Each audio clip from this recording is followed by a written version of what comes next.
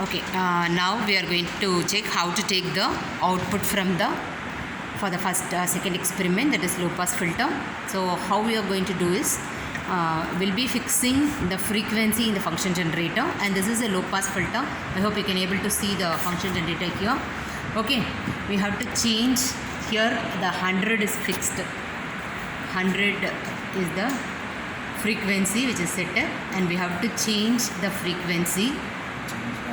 Then in the DSO, I hope you can able to see this. You can able to note down the value, the peak to peak. PK is given there, that is showing the value of 11.6 volt or 11.8 volt, which is most repeated. That value we can take. So that is going to be our output volt. Then the input voltage is going to be the function generator's voltage. That function generator voltage is always 5 volts. So therefore make a note, 5 V in is going to be 5 volt, and V out you are supposed to take it from the function DSO's peak to peak value. So how we are going to do this experiment is, connections are already given. We are not going to change anything in the RPS. So we have to set the frequency. If it is 100 also, we have to change it from in steps we have to change. Okay, so actually here it is fit in 1K. I hope you can able to see this one. So this is 1K is pressed, so the function generator's output frequency is 1000 Hz or 1K. Then you can able to see this knob, right? This knob you can able to increase or decrease such that the frequency is going to increase or decrease. So just by increasing the frequency in the just set in some value. Okay, it may be starting from 100. Okay, first we can keep it in 100, then 200, or you can start it from 200 also, doesn't matter, because we have designed our low pass filter for 1 kilohertz is the cutoff frequency.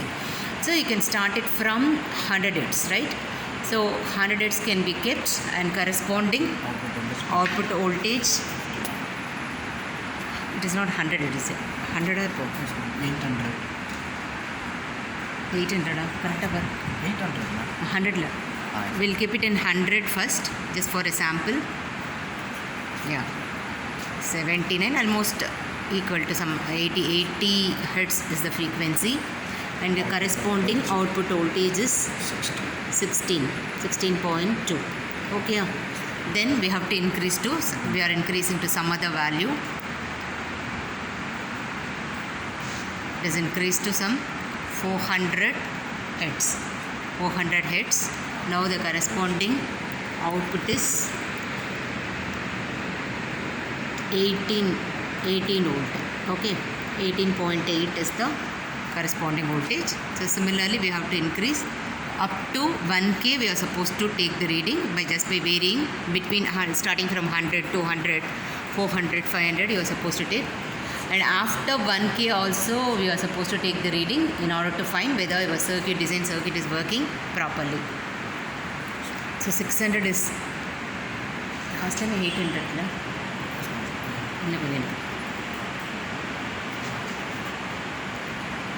This is the another value, and the corresponding it's equal to some 19 is repeating, so 19.6 volt you can take. Okay, so till 1K or till 2K you are supposed to take the reading. So now I am increasing it to 1K.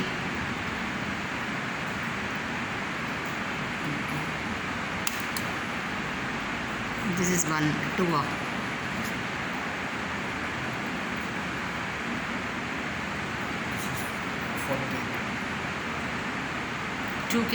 2K is enough. Just in higher values, some sample higher values you are supposed to take. 2K is set now. Then the corresponding peak to peak voltage is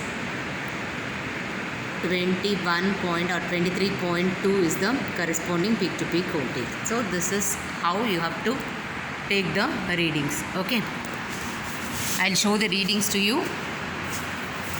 the sample readings which is already taken by us.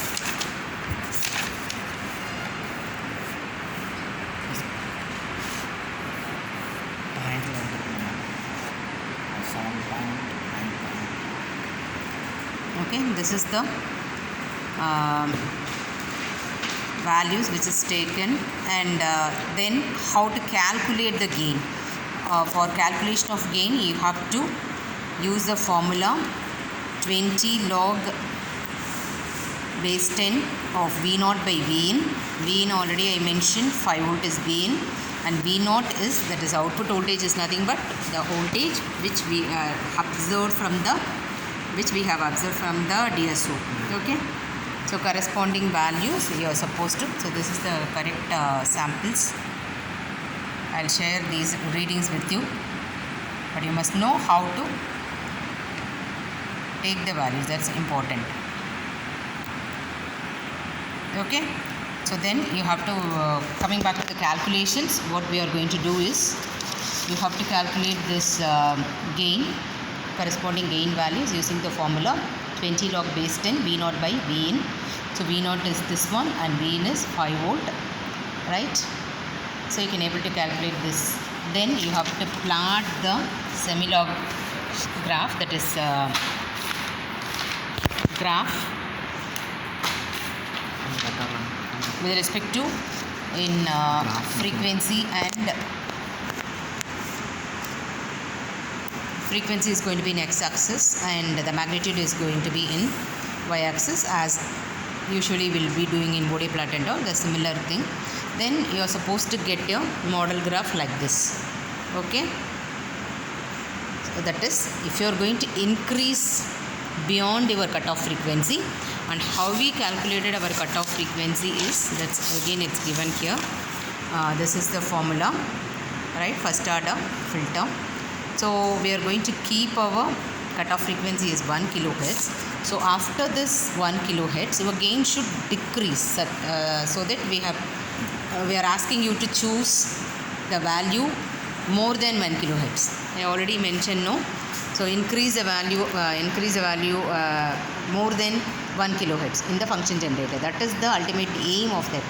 Okay, why we are taking beyond 1 kilohertz? Because our cutoff frequency is 1 kilohertz, but we are going to increase values, and we are supposed to note down the gain should decrease such that your final reading should decrease. You should steeply decrease if you are going to plot the graph. So this is your model graph. So you should steeply decrease after the cutoff frequency. The gain is not going to maintain, it will decrease to 0. Okay, such that your curve should reflect, right? So this is the first experiment. The difference between first order and second order low pass filter is, second order is called as Butterworth low pass filter. Second order will be increasing the mass storage element. In the first one, RC, only 1 R and 1 C we are having.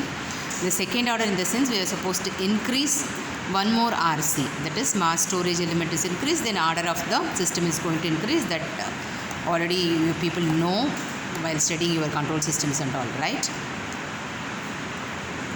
Later we will explain how to take the reading. All the procedures are same. So I am going to just explain how to take the readings from the second order Butterworth filter. Okay, again that is also comes into the low pass filter category only. So the connection also I have explained. So what is the important change is going to be there. How to take reading, that alone I am going to explain in the next video. Okay, if there is any doubt you can ask me in the class session. Okay.